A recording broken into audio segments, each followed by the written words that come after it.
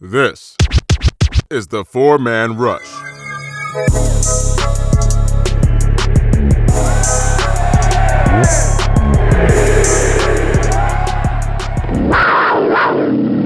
Hello, Panther fans, and welcome to another podcast of the Four-Man Rush. I'm your host, Timmy V.O., here with Kevin, Jadarius back on the scene, and Larry back in the building for this breakdown and highlight of the Raider-Panther game. And plus, we'll touch on the Tampa Bay Bucks game coming up.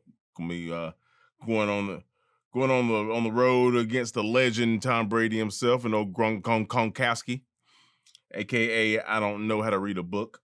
No, just joking. So yeah, but we're gonna talk about the game, fellas, ladies, all you fine listeners out there of the Four-Man Rush. I hope you guys enjoyed the game and what you saw. It was interesting. And like the guy said last week, they said it's gonna be a slugfest, and look at that. 34-30 game. We had a chance to do our thing at the end there and just didn't accomplish that. 2019 all over again for a freaking yard, I swear to God. Anyway,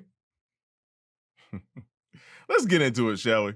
So Jadarius is going to start us off. We're just going to do a basic overview of the game, touch on some statistics, and then we're going to get into the nitty gritty. And thanks for dropping in, folks. We appreciate you. Hold on to your hacks, ladies and gentlemen. The Four-Man Rush is on the scene, and Jadarius. But man, let's talk about this, bro. What the hell? Man, tough loss. But to look over it from a general standpoint, the offense did what we needed it to do, and the defense couldn't capitalize on a couple opportunities. Mm-hmm. But from a stat standpoint, if you want to look at it from extremely general terms, the Panthers actually put up more yards than the Raiders did.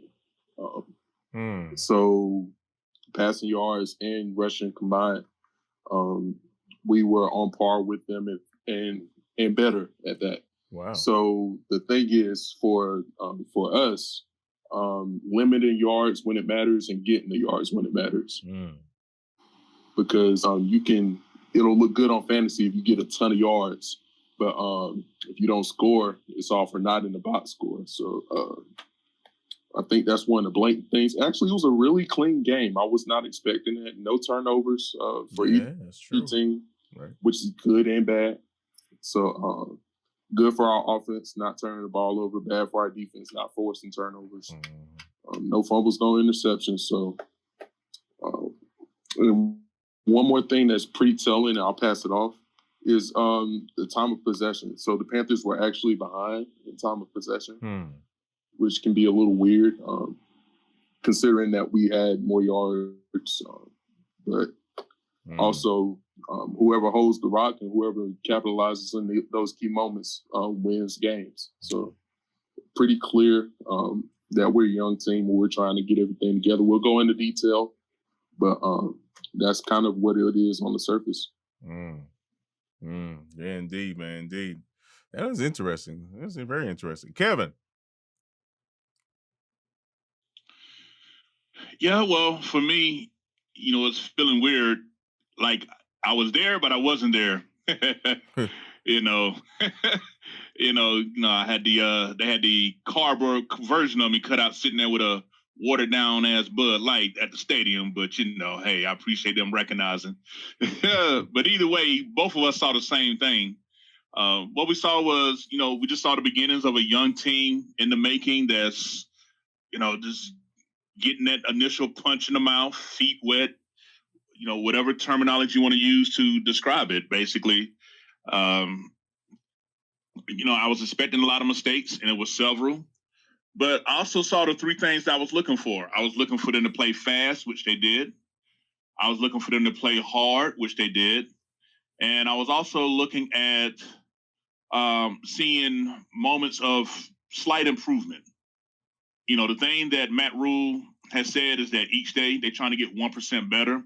I kind of like that, because we know that this is such a huge task that you try to make it attainable goals to proceed. And that's what I saw a lot on the field. I saw moments where offensively, they're like, hey, we can, we got to shoot this thing out. We got the weapons to do it. And truth be told, we left points out on the field. I'm thinking we left at least 2 touchdowns on the field, at least. Yep.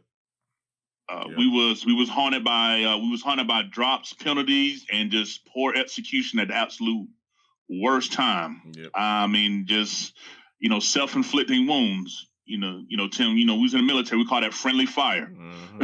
Mm-hmm. So exactly. Yeah. So shot our damn selves in the foot. Yeah. But hey, again, it's the rebuild. You expect it. So it is what it is. My thing is, if we're gonna make mistakes this week coming up, I don't want it to be the exact same mistakes I saw in week 1. I want to see how things gonna grow and develop and change. But as far as the game itself, I was particularly paying attention to the trenches.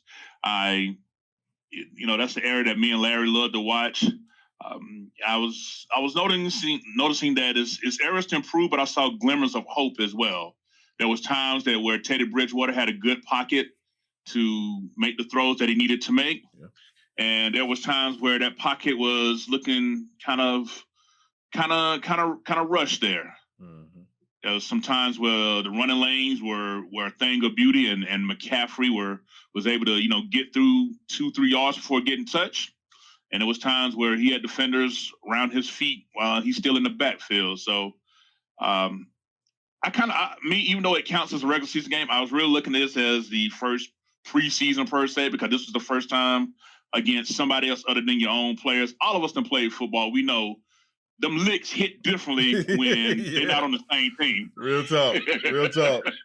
You know what I'm saying? Like they're paid too. They done flew out here and all that good stuff. So, they got out here Friday night, and so they was ready. Mm-hmm. And this was a team that, even though a lot of Panthers fans were kind of writing up, it's just the Raiders, but this is the Raiders that's in their 3rd year in the same system. So there's some continuity there.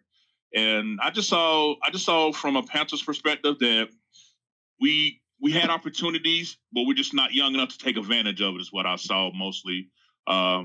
Particularly on the defensive line side, definitely a lot of work to do. We only got a total of 5 quarterback pressures the whole game. 5. No sacks, maybe a couple of hits. I don't even remember seeing hits being included, but overall, definitely no hits. Okay, yep. I'm looking at right now. No sacks and no quarterback hits and 5 quarterback pressures. So. Yeah, it left a whole lot to be desired. We're talking about a team that was 2nd in the league in sacks last year at 50, in spite of the record. So, just a lot of room for improvement.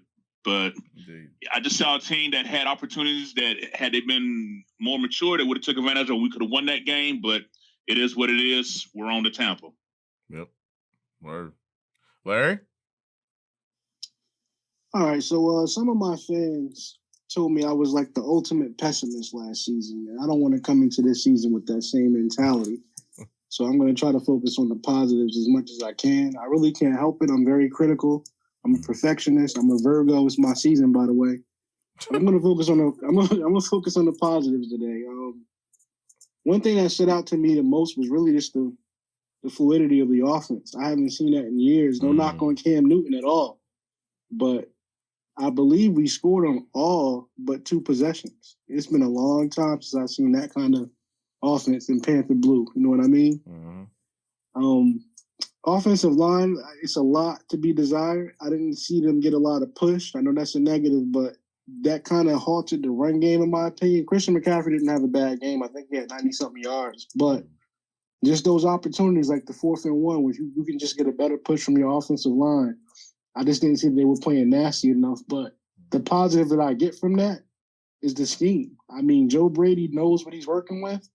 And the fact that Teddy Bridgewater was able to get the ball out fast and consistently, I just was very pleased with that, because it's something that I haven't seen in years. Just going back, going through your reads, getting rid of the football, not making mistakes. That was just outstanding to me. I take a lot of pride in that, because I can finally say that we got a quarterback under center that's going to be calm and make the right decisions. Nothing against Cam. Cam is an outstanding player, but it's just a nice change of style for me. Like I have a lot of optimism in Teddy Bridgewater. I did notice that, everybody says that, DJ is the number one receiver. Shit. Not a knock on him either, but it didn't look like it. If you watch the offseason and you watch how closely Robbie Anderson and Teddy Bridgewater have been working together, it all showed on Sunday. It really did. That was his safety blanket. Yep. That was his go-to guy. He served as his Olsen, and he also served as his explosive playmaker. You've seen it from the long 75-yard touchdown. So that was amazing to see that they just have so much great chemistry in week one, which we really have to treat like a preseason game. So that gives me a lot of excitement going forward. I like to see how that connection goes, and hopefully Teddy will get on the same page with the other two receivers that we call our go-tos, with Curtis Samuel and DJ Moore. Right. I'm going to go to the trenches. Like I said, like Kevin said, it's a lot of positives to take away because we only gave up one sack. I don't know the last time we've been able to say that. We gave up one sack. All in all, Teddy was pretty clean all day, even though, like I said, I give more credit to the scheme because he was getting rid of the football. But there were some times where he just had a really clean pocket and was able to go through his reads and get rid of the football. So I'll go ahead and move on to the defensive side of the ball. The fact that we've had no preseason and we started that amount of rookies and they all just fell in and played fast, like Kevin said, and played hard, like Kevin said, that's nothing but a positive. A lot of people are knocking Troy Pride because he gave up a touchdown. But if you're a person that really studies film and you really study the craft of playing a defensive back position, he was in good position. He did all the right things except turn his head around and make a play on the football. So I have to look at that as a positive because when you got a rookie out there, you expect to make those mistakes. I'd rather him make that kind of mistake in week 1 than in week 17. And the fact that we can look at it and see, he did this right, he did that right, he did that right. Play just didn't go his way. You appreciate that kind of play because he's going to learn from that. So I'm not going to be on like everybody else and say, our DBs are trash and Troy Pride is trash. I was actually pleased with his effort on that play, just being honest with you. Okay. Very, very pleased with Chin as well because he was all over the field. And time in, time out, I seen his hat around the football. I can't ask for more than that from a rookie safety in his first live NFL game action. I will tell you what I am disappointed in, though. I don't want to be pessimist tonight, but there are some disappointments where I definitely have to see improvement. And I'm not going to blame any particular player. I'm going to point more towards coaching. But when it came to the pass rush, when it came to our defensive line as a whole, not just the pass rush, but also stopping the run, I just wasn't pleased with the results. There were flashes of greatness. Like I've seen Derek Brown bull rush somebody. He actually pancaked the offensive lineman. Just didn't get to make a play on the football. But on a consistent basis, I just didn't see the right unit. Like, just like the offensive line is a unit, the defensive line is also a unit. They got to play together. It's no mistake that we didn't have any quarterback hits. We didn't see any violent hands. We didn't see any technique. We didn't see any moves like, push-pull moves, club rips, swim moves, whatever you have to do to get past your man to get to the quarterback, we just didn't see enough of that at all. And then when it came to the run game, a lot of the big runs that we did give up were just because lack of gap integrity. But I know that comes with just learning, getting adjusted to, playing in the NFL. That's what's going to happen. I'm going to point at the coaching, though. People got to realize we don't just have rookie players. We also got rookie coaches. So I expect to see growth from the coaching because I want to see my players actually do the things that I mentioned, like bull rushing and doing different pass rush moves. I need to see that. I also want to see that, games on the line is getting close. I don't want to see us just rushing 3 and dropping back 8. I mean, I would be cool with that if your defensive lineman showed you earlier in the game that they were capable of getting to the quarterback, but they didn't. There was a play where we blitzed. We rushed 6 to 7 guys. Not only did we not move Derek Carr off his spot, he had all day to throw. And you got to give credit to Douglas on the back end because he broke up that pass on the big third down. Oh, yeah. But anybody else we play, it doesn't work out like that. He made a great play on the football, but there's no reason why we blitzed that many guys and couldn't even move Derek Carr off his spot. So those are my negatives. But all in all, we're looking at a brand new football team. And if you're looking at it from the bottom line, there was way more positives to take out of the game than it was negatives. It's just that you got to hope that we can address those negatives as soon as possible. That's true. And that's my take on the game. That's true. And I think that game would have been one. I know from my perspective, there were two plays in that game in particular that, in my opinion, really cost us a game, and we can talk about this a little further. The pass interference call on our middle linebacker, Tahir Whitehead. Yeah, that was it. It was a lone 3rd and something. It's like 3rd and 18, something crazy. And I think when DJ got that BS was a taunting penalty. I think we were on our way down the field during that situation, and then we were getting little chunks in there, and I think that set us back to a point where we wind up either punting the ball or not being able to get close enough, to each actually, make a threat to the end zone. But it was just a couple of little bonehead plays in there that cost us some points. I think, like Kevin mentioned before, we left a lot of money on that field. So, so Jadarius, let's. Hey Tim, go ahead. I want to just tell you that DJ pissed me off with that too. Yeah, that was stupid. That was really stupid. It's like he's always the killer, the drive killer, whether it's a fumble or something like that. I'm getting frustrated with that. I'm telling you. He did not fumble this game, though. He didn't fumble this game. You gotta give him credit. I know, but whatever mistakes he makes, it always seems to be momentum killers. Yes. That is really, really bothering me, man. I'm not gonna lie to you. I feel you. Nah, I totally understand that. Totally understand that. So Jadarius, let's fine tooth comb this game a little bit. And let's start on the offense since we're talking about DJ. Bridgewater and the offensive line and this system. What do you think, man? Obviously offensive line missing Daly, who's supposed to be that's starting at guard. But some of good news on the offensive line is all the starters played the entire game. Wow. They didn't miss a single snap. Shit. So all 5 guys were playing 100% of the game. Well, that's good. And if you want to build continuity, that's how you do it. Everybody has to be on the field.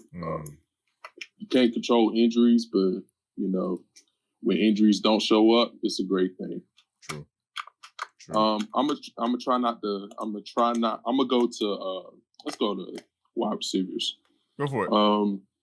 Let's see. DJ Moore played 58 snaps. Robbie Anderson 55. Out of 67 total snaps. So those are our top guys. Obviously, Lawrence, Larry touched on how DJ Moore kind of let Nas down there. Definitely 100% the number one wide receiver in Carolina right now is Robbie Anderson. Oh, yeah. I don't think you can watch that game and watch the film and doubt that now at this point. Yeah. Curtis Samuel, 50 snaps, 75% of the game there. Hopefully we'll start to see more of him. They try to get him going in space. We'd love to see them keep doing that. I thought Joe Brady did a good job mixing it up with Curtis and his skill set. And I want to see more of that going forward. When the depth chart released, Chris Manhertz was the number one tight end. Ian Thomas played more snaps than him. So 44 snaps for Ian, 36 for Chris Manhertz. So I thought that was interesting. Let's see here. And oh my goodness. I'm gonna try not to cuss now. We're gonna talk about running backs. Oh Lord. And we're gonna talk about Christian McCaffrey here. Good old Christian. 65 snaps. So he missed 2 snaps. 2 snaps. Wow. 2 of them. And everybody knows what 2 those were. Those were, guess what? Alex Armour runs. Yep. So had they called an actual running back run there, Christian probably would have saw the field on those 2 runs. But that's not the part that makes me mad though. That's not the part that makes me mad yet. The part that makes me hot is Alex Armour saying he saw 8 snaps, and we're not even to the part that makes me mad yet. The part that makes me mad The part that makes me mad. Speak on makes it. My neck itch. Speak on it, man. Speak on it. Is Mike Davis. What? Saw 3 snaps. 3. Guess how much we paying him? I was gonna say, how much we paying this man, bro? $3 million. So he got paid $1 million per snap. $1 million a snap, folks. That's how I see it. Yeah. Obviously, he's getting paid $3 million for the whole season. How I see it is, this man came up on us for 3 snaps. He didn't even get a touch. Oh, and I find it hilarious how a fullback got 2 times more touches than your NFL camp standout backup running back. Mm-hmm. I don't understand that. He saw the field 3 times more. Alex Armour saw the field 3 times more than Mike Davis. Wow. Yeah, so I don't know what's going on there. I don't know if his hammy was hurting or his feelings was hurt. I don't know what's going on. But if we paying this man $3 million, I'm gonna need a little bit more than that. Facts. And I'm gonna leave it at that. That's all right, man. Kevin, all right, so get in there, man. Yeah, I do need to correct you there, Jadarius. You know, as king of the Alex Armour fan club, actually, McCaffrey was in on both of his 2 runs. They were in 21. That was in 21 personnel one time and 22 personnel, which means 2 backs.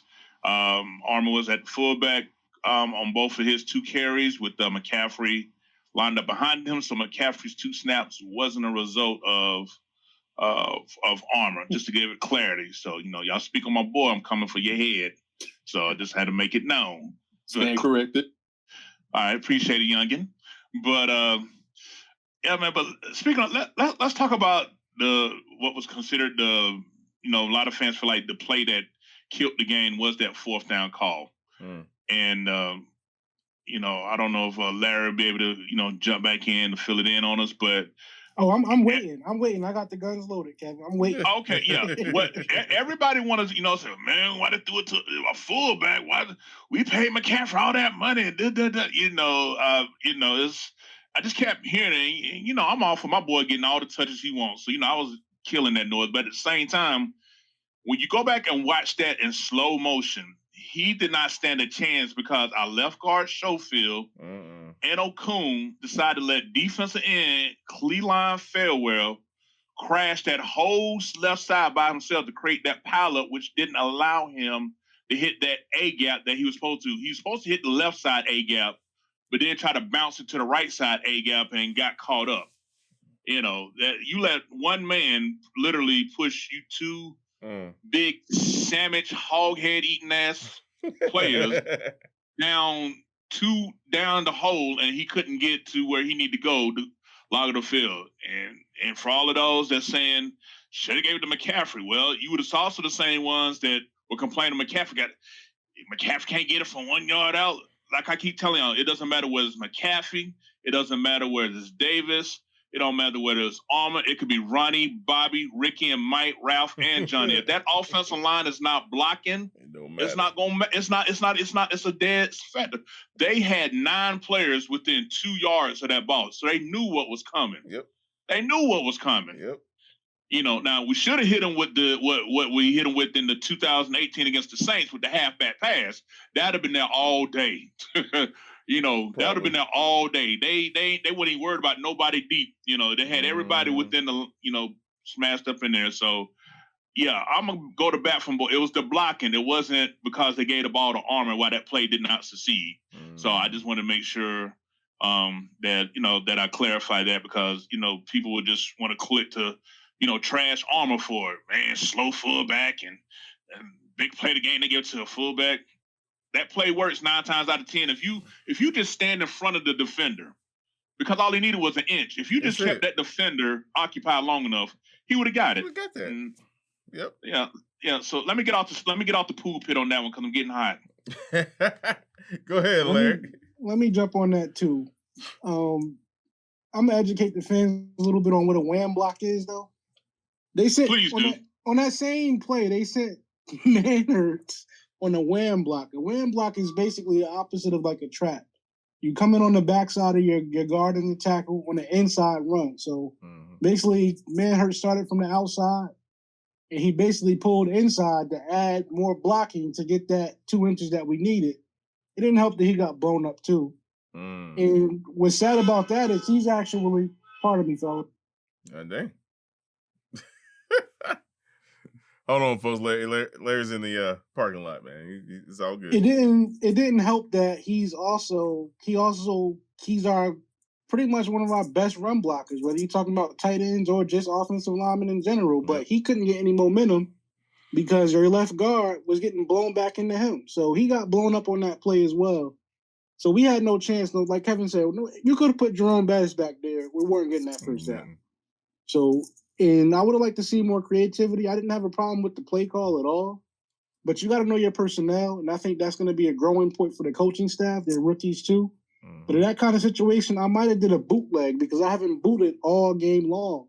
Teddy's not a gasser like by any means, but he's athletic enough to bootleg out and hit somebody in the flat. Armor would have been perfect to get the hit in the flat in that play. Oh, yeah. And also, the fact that you do have Christian McCaffrey in the game, you actually have to use him as a decoy. All Christian McCaffrey did was fake a little toss. Bingo. And I kind of blame Christian on that because he didn't do it full speed. It wasn't a fake for anybody. So at least if you're not going to give the ball to 22, make it look like he is going to be involved with the play somehow, some way. So we didn't do that at all. So I don't blame that just on the offensive line, even though they did a horrible job. I got to put that on coaching too. But at the same time, I understand that they're rookies as well. And that should be a learning experience because that was a game changer for us. So the whole entire team needs to be accountable for that play in general. Great point, man. Great point. And again, it's like you guys mentioned, man, that push, it's so essential. And to have one defensive end crash down and just basically hold up the whole left side of the offense, that's bullshit. That come on, man. Anyway, all right, so let's talk about the defense, man. Growing pains primarily is what we're seeing on the defense, especially in the secondary. But D-Jack got hurt early. It is what it is. But I have my own reservations about that 3-man rush on passing downs. But anyway, I'm not gonna get into all that. How you get hurt avoiding smoke, Tim? Tell me that. How you get hurt like that, boy? Ah, dang. What did he jack up his ankle, right? Is that what he did? Twist his ankle or something? Yeah, I mean, I know that's Larry's boy, but man, how you get hurt avoiding contact? Explain that to me. I think what bothers me is we've seen a similar play against the Cowboys in the opening week, maybe a season or two ago, where Dante Jackson actually came out and stuck Ezekiel Elliott for no gain. So I remember that. I think the most frustrating part about it is that we've seen the ability already. We know he's capable of it. So I think what bothers us is that we're not seeing him do it anymore. So that's a lot to be concerned about. But just so I'll touch on defense so I can be quiet. I think the thing that bothered me the most on defense, besides the pass rush and what I mentioned earlier, was the fact that we gave Shaq Thompson a ton of money. And I think his downfall play of the whole game is I seen him literally get dragged like he was on the back of a speedboat a good 4 to 5 yards by a scat bag. That's what we're paying a ton of money to.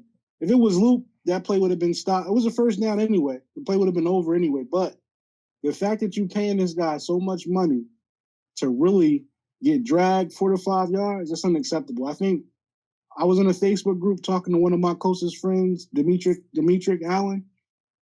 What he told me was something that I agreed with.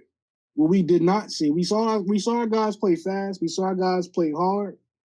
But there's a lack of nastiness on defense right now. There's a lack of toughness. We don't see it. Even though we were playing soft coverage and giving up those short passes, those receivers catch the pass, you got to make them pay. I didn't see enough of that on Sunday. I seen it from Chin, but I didn't see it from all 11 guys. And that's what I want to see.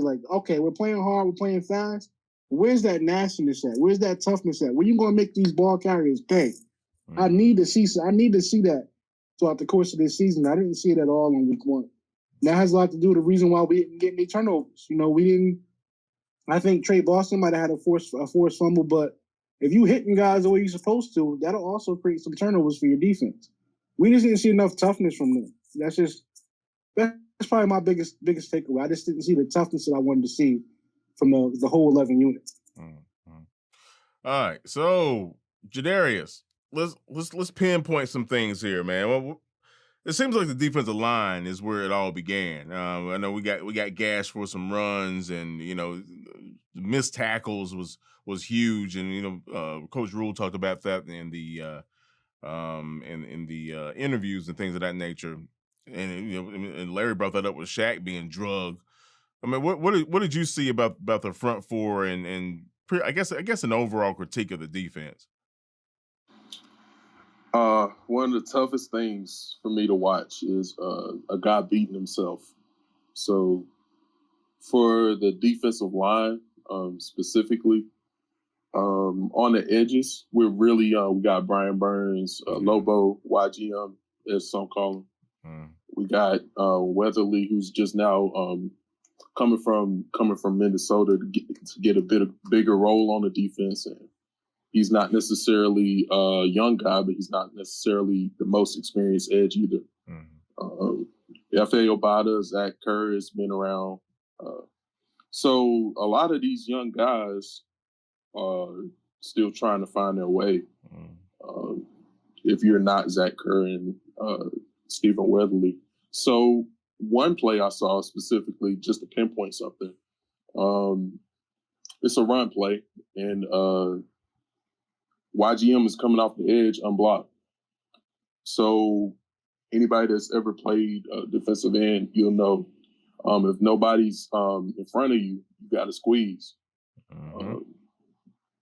If you don't squeeze and you go upfield like you're rushing the passer, that's an easy cutback lane. They're gonna gas you every time.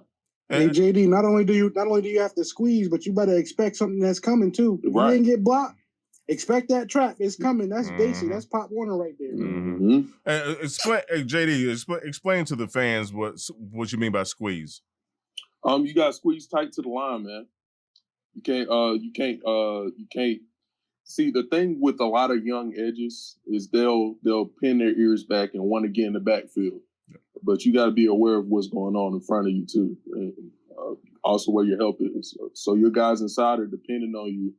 If there's nothing there, you better squeeze. And like Larry said, you got to expect something to come at you, whether that be a blocker or whether that be a ball carrier. So for YGM, that's something that's going to be coached up. I guarantee you, it's something that was highlighted in film study. He wasn't the only guy to break contain, but that's a quick and easy way to mess up a whole run fit. So that's something that has to be corrected. And also, I'll go ahead and touch on the linebackers.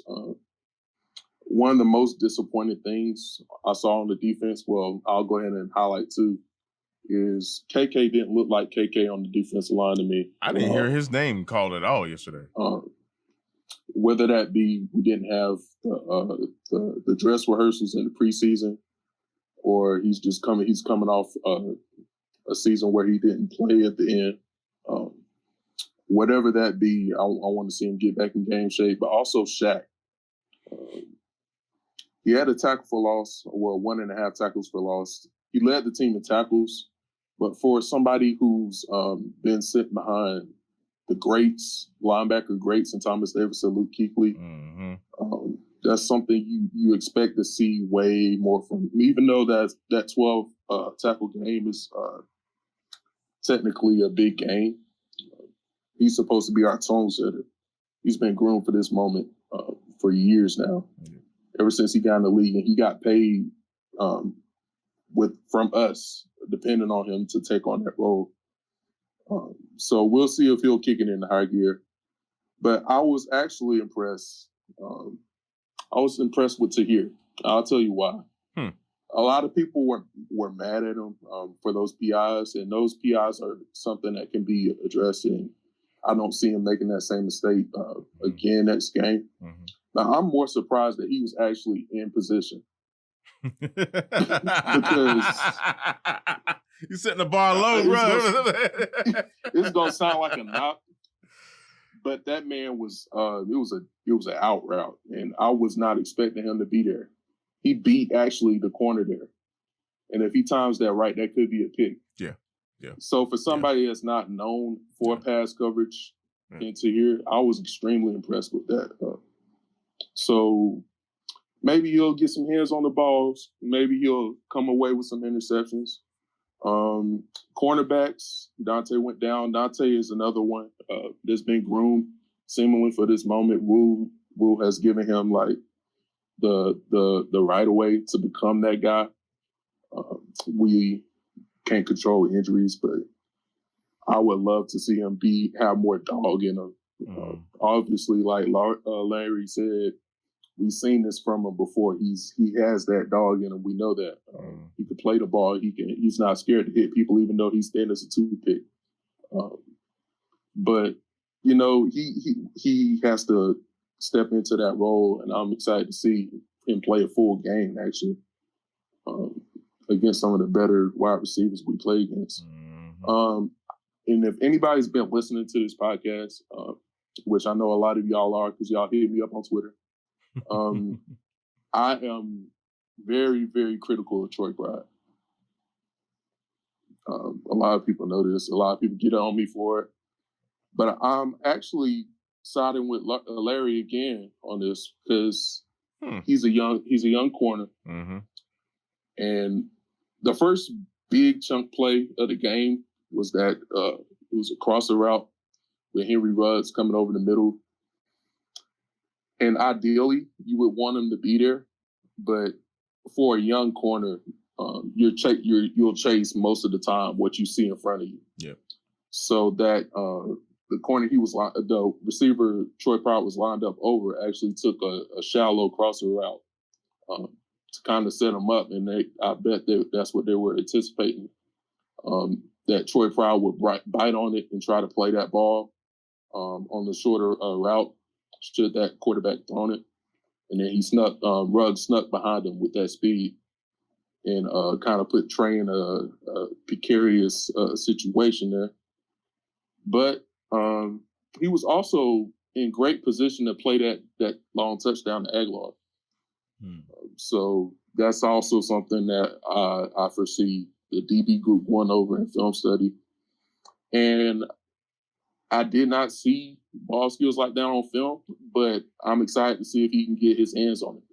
Because these guys, this coaching staff, have said they're big on coaching up guys and having them become better than they used to be. So I'll shout out Jeremy Chin for being a standout of that DB group, even though he's a DB and a linebacker. He did a great job tackling in space. And, he did. There was not a lot of separation on the guys he was shadowing or on his assignments. So that's something that I enjoy seeing from a young DB. He played fast, and I can't wait to see the physicality out of him too. Right on. Kev, jump on in there, brother. Yeah, well, how can I put this? I mean, just for me, as just when I look at the defensive effort, and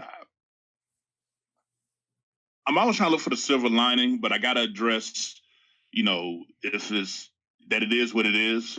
And again, I've told everybody, myself, the first 4 games, even though they count, I'm looking at it as preseason getting ready. By week 5 at Atlanta, the microscope is back on, and I want guys to play through.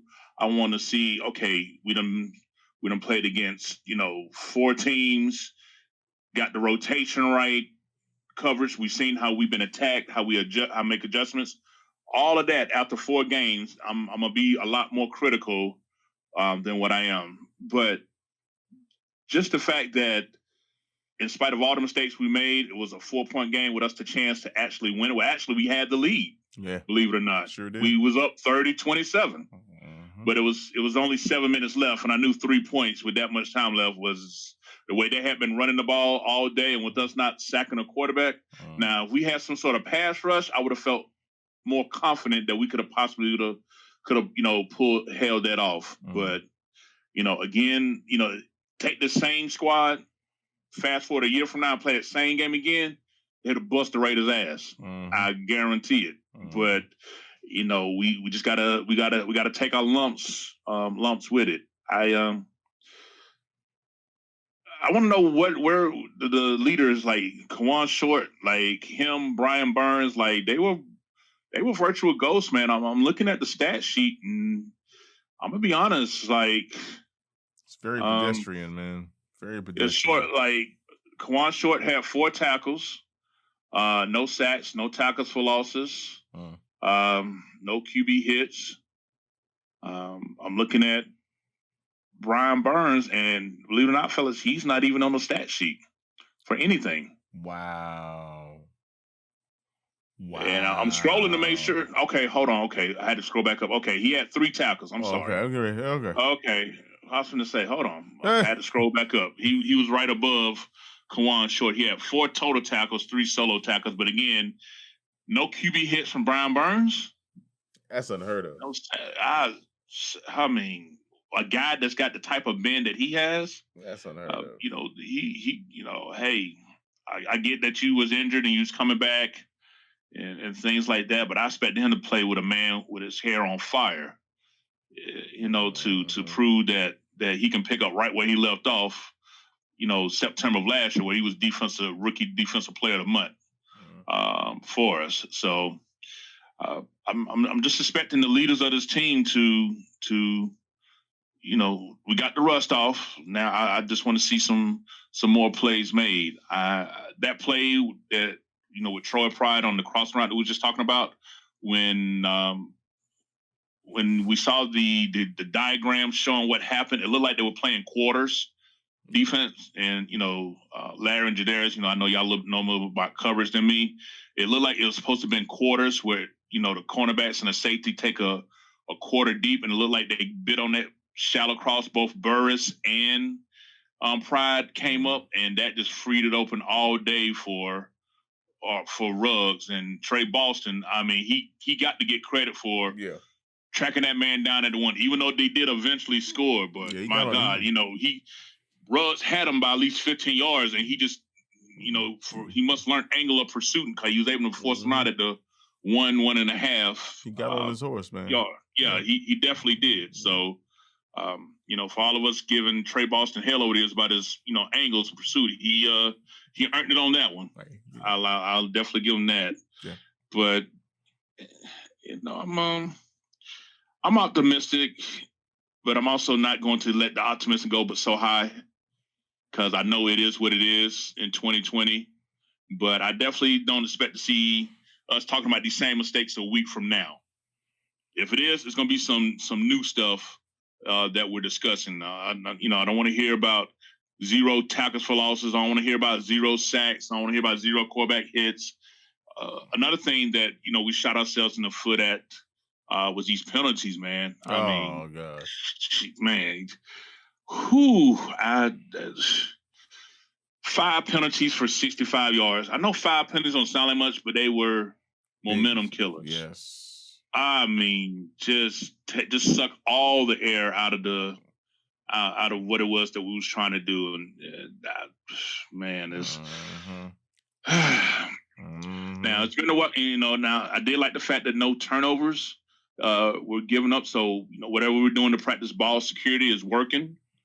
So this is one of the positives I'm taking away. But each one of them 5 penalties just seemed to come at the worst absolute time, and I'm thinking 3 of them was on 3rd down, if I'm not mistaken. Yeah. So, yeah, man, just I just don't want to be talking about these same things this time next week is what I'm looking forward to. Hey, Kev, just to touch on your point, the same expectation that you have for Brian Burns, I have for K-Cat. Yeah, you coming off an injury or whatever, but you also know that it's very unlikely that you get re-signed by us based on the way your contract is set up. I would just expect him to be playing for a new contract with somebody. I expect the dog to come out every single Sunday, whether we winning games or not. So that's why I was really, really, really disappointed in KK this Sunday. Yeah. He definitely was a letdown on that aspect. again, I just want to give them a 1-game pass. I just want to say it's Russ, first time against a different type of energy. Getting used to not having no crowd. Like, it was a lot of factors that were never dealt with before that I want to give them a pass for because it's new. Psychologically, he's been there 8 years. He's used to playing in front of a crowd. Maybe defensive players, they feed off that energy. So I'm just gonna say that reason why we had that was just the quietness of the stadium on a Sunday. So I'm gonna give them a pass, but that doesn't fly down there next week. Right on. Go ahead, Larry. Do you want to elaborate some more on the defense, or did you already? I got pretty much all of my points across. Like, I agree with Kevin. We played hard. We played fast. But the one thing I expect to see better next week is more physicality and more toughness. I need to see some bigger hits. I got to see us set the tone better as a unit. Not just with Shaq, not just with KK, but all 11 guys. At the end of the day, most of our team has been playing football for 10 plus years. Whether we had a preseason or not. Football is football for guys that do it professionally, so you got to come out and set the tone. I want to see us do that better next week. Well said.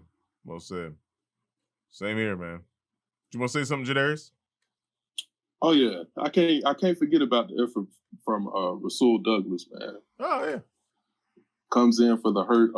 He comes in, he gets some snaps here from after Dante goes down. I think he should have been the starter opposite of Dante to start the game. But he was extremely new to Carolina.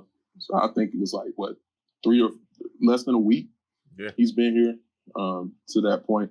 But 2 passes defense. That's 2/3 of the passes defense. And that's 100% of the passes defense by DB from us. So if you keep an eye on our Twitter, the 4-Man Rush Twitter, I'm sure there'll be some Rasul Douglas film dropping.